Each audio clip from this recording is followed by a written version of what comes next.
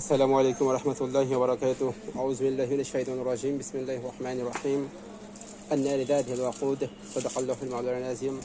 আল্লাহ পাকের দরবারে শুকরিয়া আদায় করতেছি। আল্লাহ তাআলা আমাদেরকে ইফতারের আগ মুহূর্তে কোরআন কারীমের কিছু কথা বলার, কিছু কথা শোনার তৌফিক দান করেছেন, এর জন্য বলি আলহামদুলিল্লাহ। মহান আল্লাহ তাআলা সূরা বুরুজের 5 নম্বর আয়াতে বলতেছেন, আন-নারি যাতিল ওয়াকুদ, ইন্ধন বিশিষ্ট আগুন, ইন্ধন বিশিষ্ট আগুন। আল্লাহ তাআলা এখানে সূরা বুরুজের ওই সমস্ত গর্তওয়ালাদের কাহিনী বলেছেন,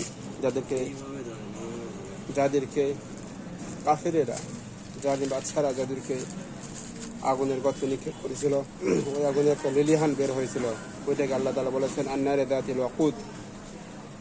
এই লিলিহান শেখা বের হয়ে সেই পাপিষ্ঠদেরকে একেবারে ভস্মীভূত করে দেওয়া হয়েছিল।